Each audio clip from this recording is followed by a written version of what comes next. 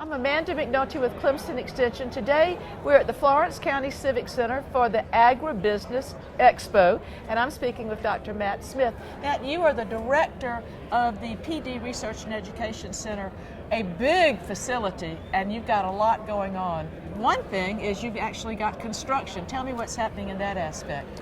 Well, after being in the works for multiple years, even before I came, the Pittner Center, which is the main building at the PD Research and Education Center, is finally being gutted as part of a $6 to $7 million renovation of all of our laboratory facilities. And so we're going from old, small, dark, cramped laboratories to big, modern, glassed, open, multi-investigator laboratories. Help us hopefully recruit more and better scientists that want to work in better conditions. Genetics is one of the things that I always think of when I think of the PD Research Center, because the large seed companies, of course, are looking at Iowa and all those places, where they have, thousands and thousands of acres. And I feel like in South Carolina we have unique challenges with our climate. Is one of the things that you're going to do is have researchers and geneticists producing seeds that will suit the needs of our South Carolina farms and soils and climate. That's very much an emphasis for the PD REC now as part of what we call the Advanced Plant Technology Program. Advanced Plant Technology Program. Yeah, so APT, that is the reason we're undergoing this renovation. So these labs will be geared for modern molecular biology, modern plant breeding. So we still do it the old-fashioned way with a paintbrush, and so forth.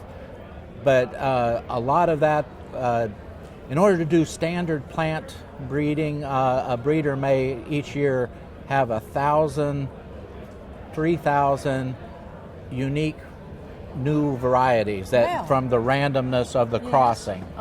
And they have to go out and look at all of those and make evaluations, and slowly over several years, and it can take 7 to 8 years to release a pure variety. But with modern molecular techniques, and I'm not talking GMO now, I'm just talking modern molecular biology techniques, when we find a characteristic in a plant that we like, if we can look at its genomics, if we can find a marker that every plant that has this characteristic we like has this marker, then in the future, when we have 1,000 plants out there and we're looking for this characteristic, we don't have to wait for them to mature. We can take a little sample of their leaf, look at the genetics. We don't have to wait for the phenotype, we can use the genotype. Exactly. Yeah. And it's so much faster, and it reduces the effort of the breeders. And so you can know almost instantly if this cross you made carries the characteristic that you're interested in. For a while, we lost a lot of our experts and specialists, and I think you are in a program now of restoring specialists. Tell me some of the areas that you're going to be bringing in people who are experts in their field. Well, as a part of this program, we have already brought in a soybean breeder, so looking to adapt soybean varieties for South Carolina, plus create characteristics in soybeans that the buyers are looking for.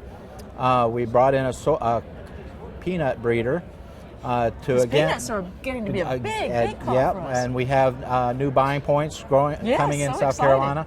And so there again, South Carolina growers grow peanuts that were developed for Georgia or for North Carolina or Virginia, and there are some unique characteristics in South Carolina, so we try to breed for that. That molecular work that we were talking about, we're bringing in a molecular biologist specifically to help identify the markers for the conventional breeders. So there'll be a generalist who'll help all the specialists with their work. That's right. We're also going to be looking for a cover crop or small grain breeder to help. That's an exciting new field, isn't it? It is. And related to that, we're looking for a specialist in soil health. And soil health is kind of the modern term for what we used to call soil fertility. But we know now that soil fertility is much more than just the amount of nitrogen, phosphorus, and potassium in the soil. It's an ecosystem with billions of little creatures that all need to work together for our plants to be healthy. So we're going to bring in a specialist for that. A big part of that is having cover crops in the winter.